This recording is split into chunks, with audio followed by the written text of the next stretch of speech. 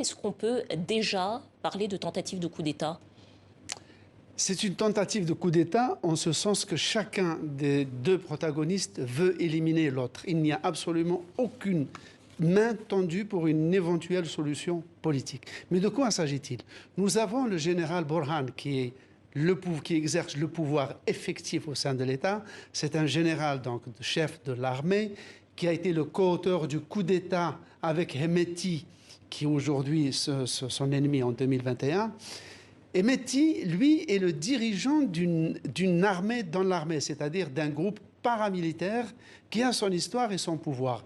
Cette milice, à l'origine, était une milice créée par le général El-Bachir, le dictateur, pour combattre les rebelles sécessionnistes du Darfour.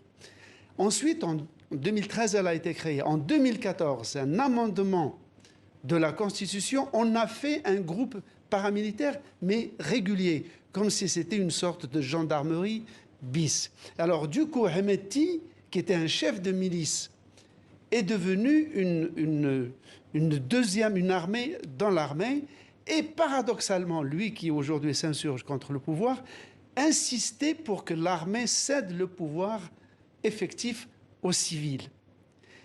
Par contre, l'armée demandait à ce que les forces de soutien rapide intègrent l'armée sans contrepartie, ce que Hemeti ne voulait pas. Il voulait que sa milice intègre l'armée, mais que lui-même soit intégré à part entière à l'état-major. Justement, c'est ce que j'allais vous demander. Qu'est-ce qui les oppose tous les deux aujourd'hui?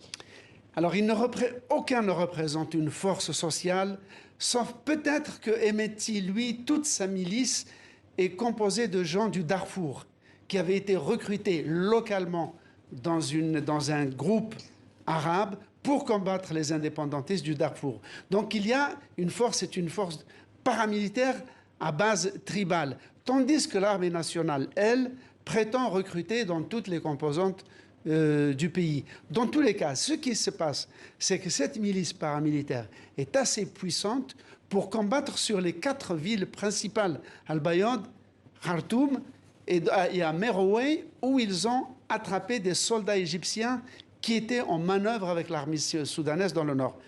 Alors, on va regarder quelques images ensemble, Slimane, sur une vidéo qui a été publiée sur Twitter par les FSR en français.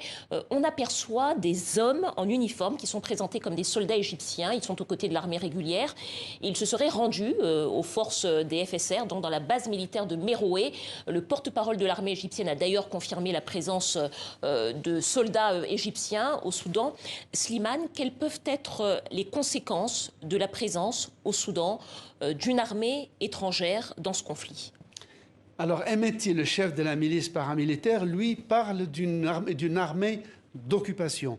Or, en fait, les contingents égyptiens qui étaient à Merowe étaient là pour des manœuvres tout à fait publiques et routinières entre les deux armées. On peut dire aussi mais beaucoup de gens voient dans cette présence égyptienne, et l'Égypte a exercé une tutelle extrêmement lourde sur le Soudan depuis toujours, depuis le 19e siècle.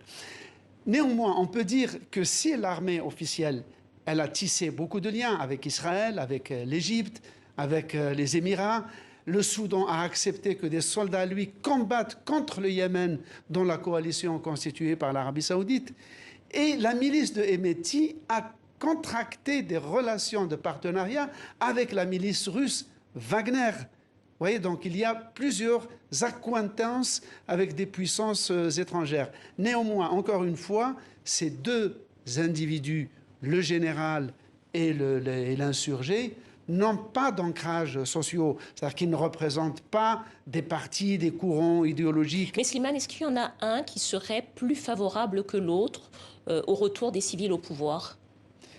Du point de vue de la rhétorique, du discours politique, c'est Hemeti qui n'a pas arrêté de titiller le pouvoir militaire en place à travers son patron, le général Borhan, de demander à ce pouvoir militaire de se retirer à reculons et à laisser petit à petit les civils investir les institutions jusqu'à établir des élections et et opérer une véritable transition.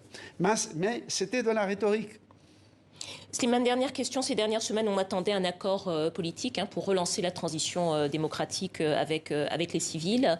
Avec cette lutte au sommet des forces de sécurité, est-ce que le retour des civils au pouvoir, ça vous paraît un horizon rapidement atteignable?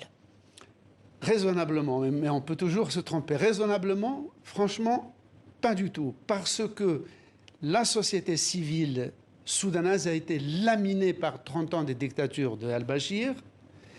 Les forces sociales créatrices, c'est-à-dire les capitalistes, la bourgeoisie, les agro-industriels, sont partis pour la plupart.